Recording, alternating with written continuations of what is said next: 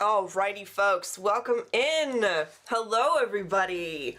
How are you all doing this morning? Welcome in to Adobe Live. My name is Voodoo Val, and I am going to be your instructor this morning for the Photoshop Daily Creative Challenge. It is a Tuesday.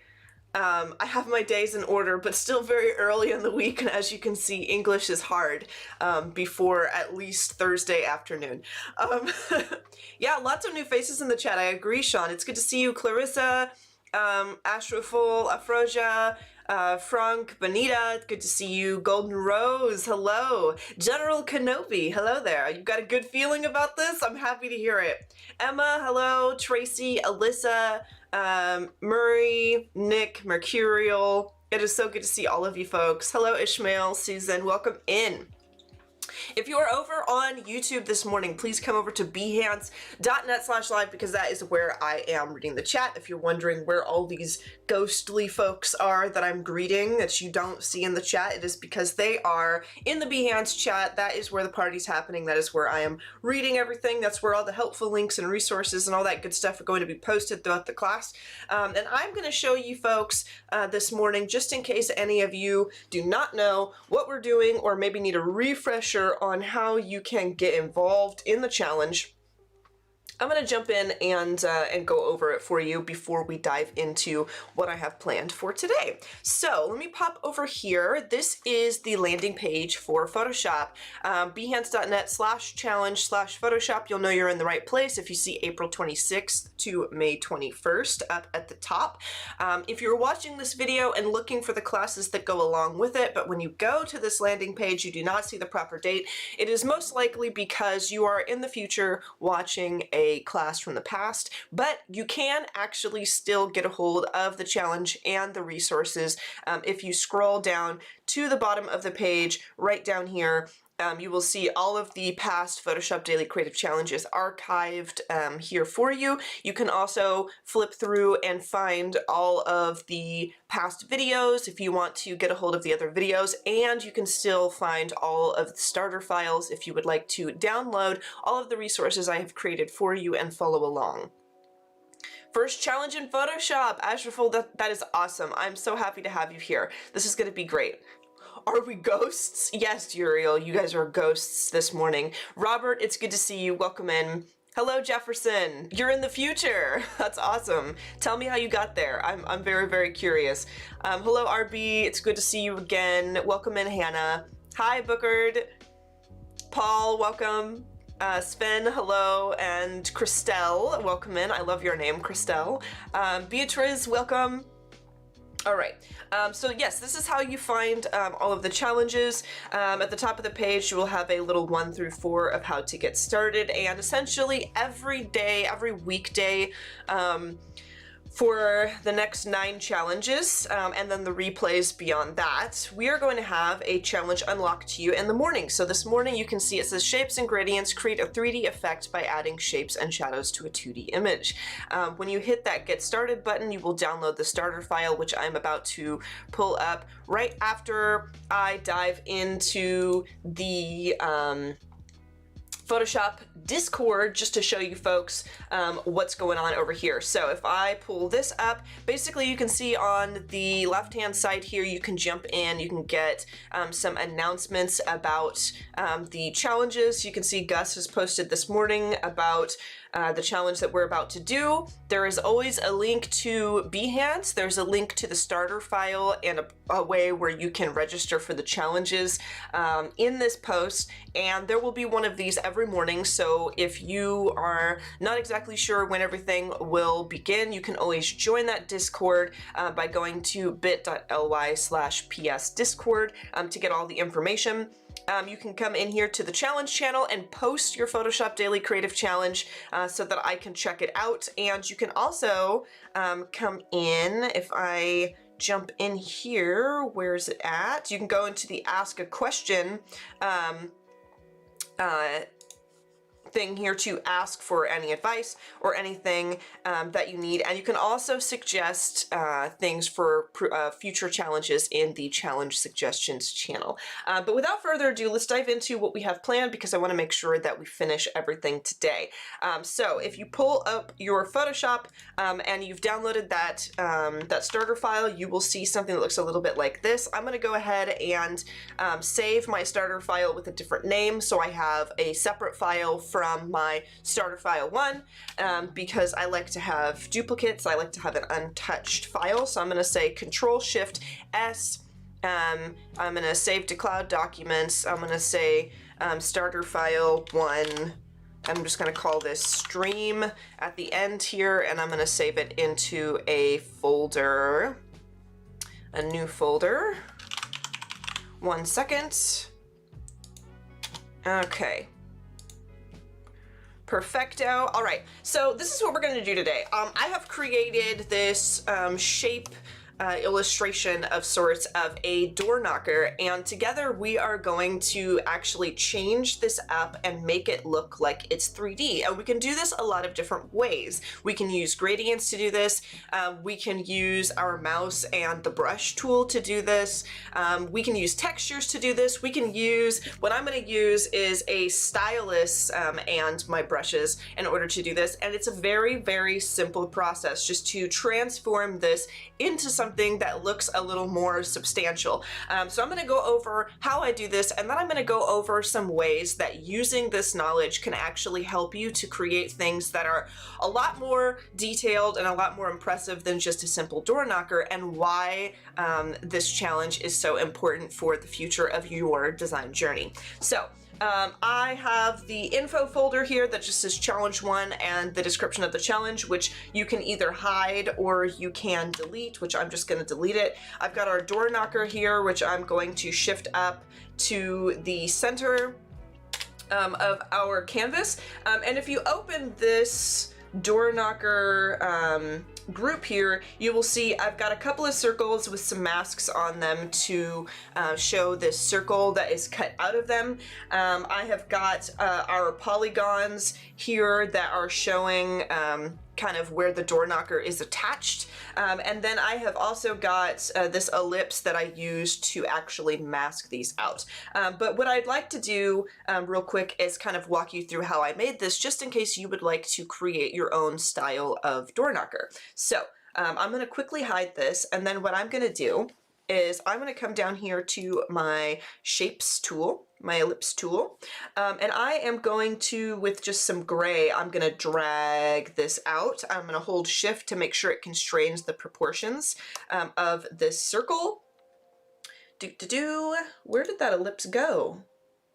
I wonder why that is hidden from me. Let's solve this problem. Oh, because I have the door knocker group hidden, and I've just drawn the ellipse out in the door knocker group. So I'm going to move that ellipse outside of the door knocker, and then it will be visible. I'm going to hold shift so that I can snap this to the proper constraints like that. And I'm going to come up here to the fill, and I'm going to turn this to a gray.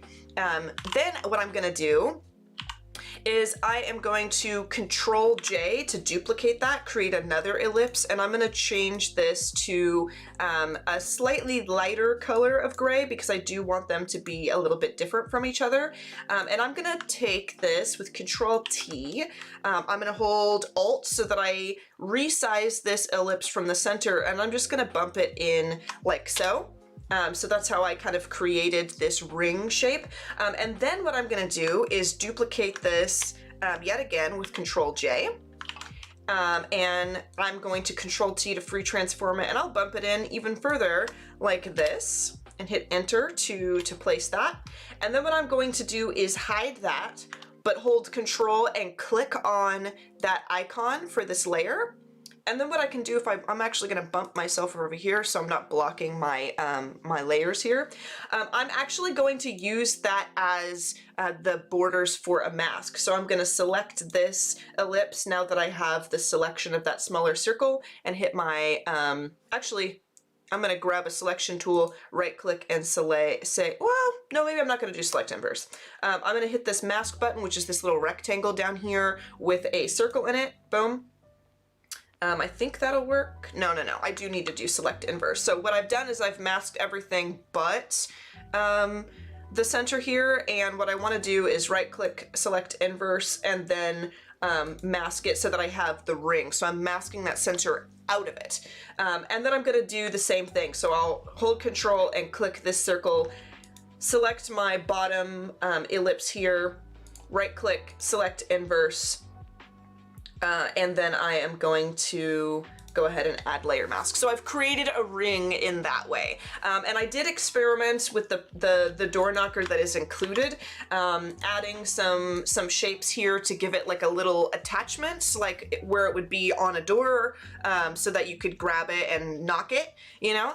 And then I just did that. I came in here with the polygon tool, and I drug out a polygon. I came in here and experimented with the sides. I added 6 sides to it. I rounded in the corners a little bit, just to make it a little softer, and then I stretched it out and kind of used that. So that's a quick, crash course on how you can create that for yourself if you'd like to make your own door knocker. But now let's get into how I'm going to actually make this look 3D. So I'm going to select our bottommost ring here. I'm going to make a new layer with Control-Shift-N.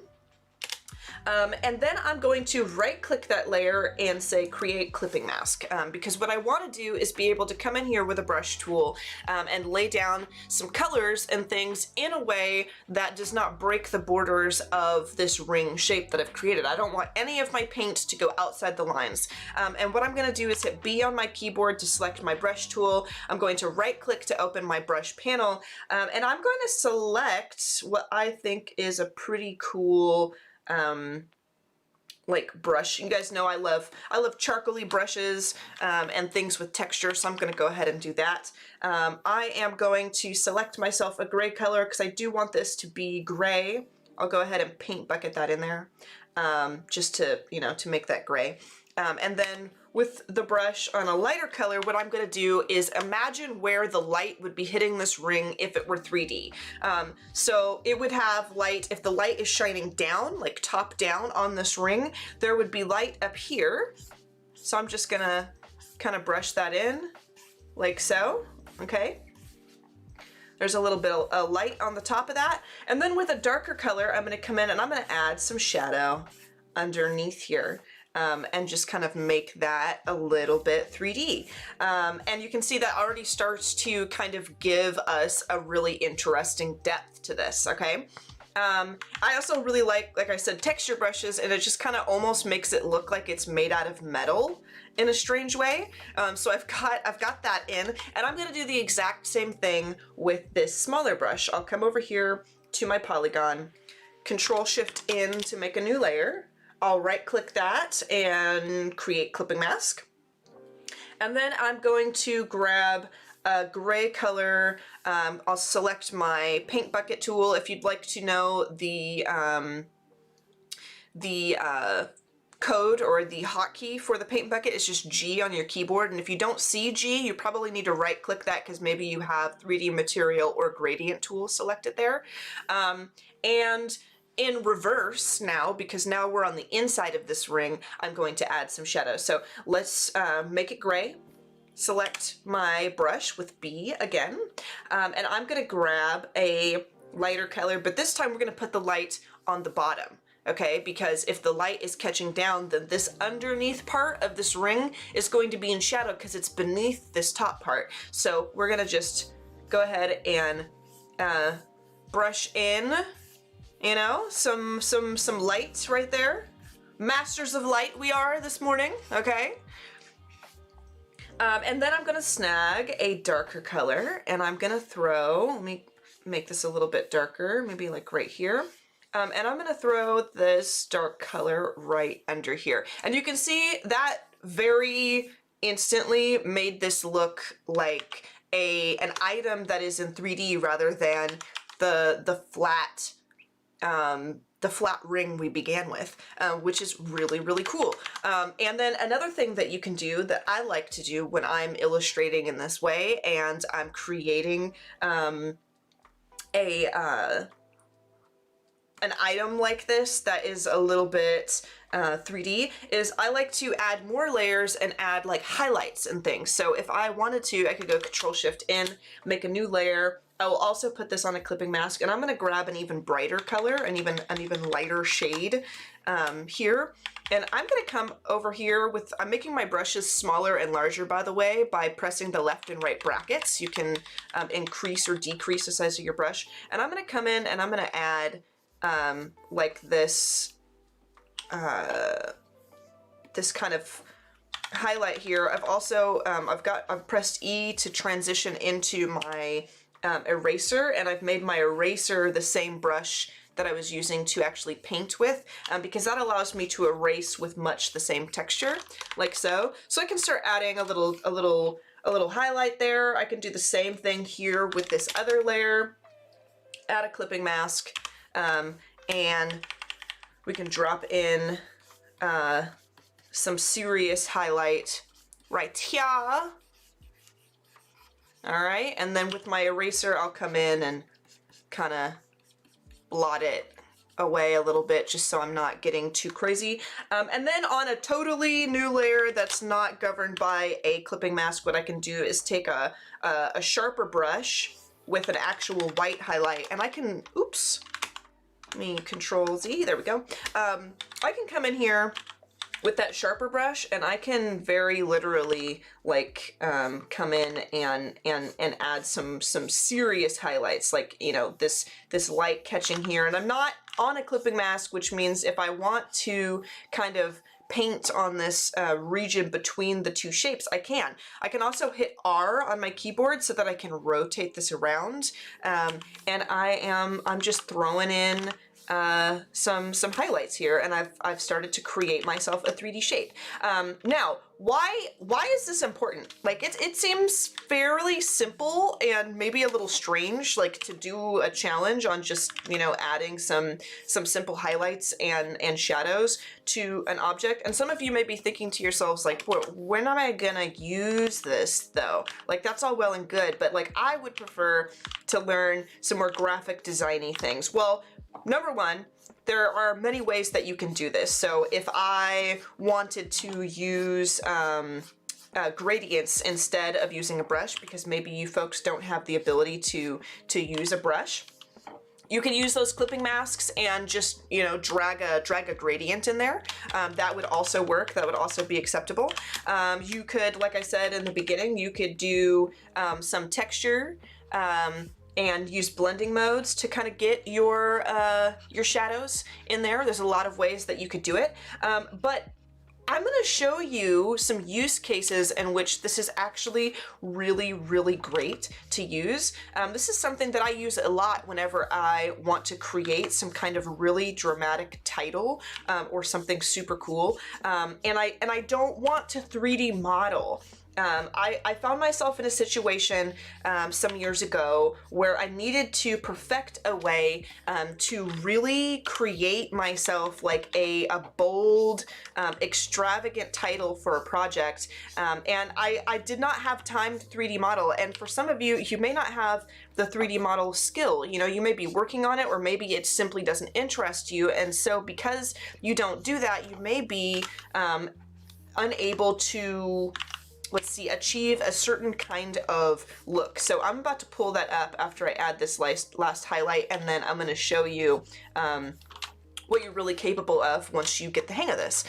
Simple trick that can kind of push you into something a lot more detailed. So this actually looks really good. It looks like I have an iron door knocker, and that was like not hard to do at all. It's really very simple to kind of make something like this. So I'm gonna come over here. I'm gonna pull up this. I did this exact thing with this. So this is a personal project of mine called Obelisk. It is like an RPG game project that I've had like kind of going on in the background for some years, that I take breaks from my main projects and spend a little bit of time working on it. And what I did was I took a font that was actually created, some of you folks in chat may be familiar with an artist named Anna Jean. Anna actually made a font for my project, which was really sweet of her. And I took that font and with the exact same way, I just imagined in my head for a moment that it was in a 3D space, and with my brush I went through and illustrated it as if it were metal. I also did it here with this secondary title that makes it look like it's red hot iron, and I in grayscale, I just painted it up exactly like I did before. I threw a metal texture on it, and then with some blending modes and overlay and screen, I started adding like this red fade into it to make it look like it was like hot iron towards the bottom of that Y and that K. And then another thing that I did was create like this metal logo for a project of mine. So I drug in a chunky font. I typed out an S. I made that, like I rasterized that layer or made it a smart object. And with masks, I cut pieces out of that S. And then again, I imagined it in a 3D space. I imagined what it could look like if it were forged out of metal. And I started painting that way. And another thing you can do is you can add like a light leak or something to add a little more texture if you want. In fact, maybe I can actually do that. Let me see if I can find us like a light leak image real quick. Because I just had that thought that a light leak might actually look really, really cool over the top of this. Let me grab, this is like an Adobe stock light leak. Let me just snatch this up real quick. Boom, boom. I'm gonna license that, and then I am going to drag it into Photoshop, and we're gonna experiment here. So this is a light leak. A light leak is just like all of those strange, weird things that happen with photography where you get all these weird bursts of light and rainbow and things, and they're actually really useful for texturing. So I'm gonna group all of these. So I just have my rings here, and I'm gonna make sure this light leak is on the outside.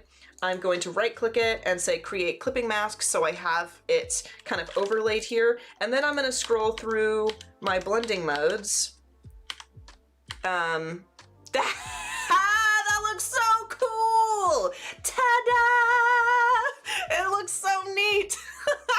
That just like adds like just like even more like, you know, like that light is like psh, like really hitting that right there, and it looks like some serious metal work going on there. I didn't know Val's last name was Smith. I am Voodoo Val, the magical blacksmith this morning. You are not prepared to frog. Ta-da! I think that's becoming my boop. Apparently, because I've been asked several times how long it's gonna take for me to do a ta-da for these streams, and I had no idea people were waiting for the ta-da, but there you go.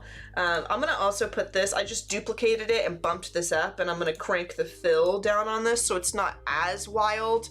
And then I am going to mask it, and I'm gonna come in with a soft round brush and kind of blot out just a tiny bit, just a teeny tiny bit. I wonder why that is coming up black. I'm not sure.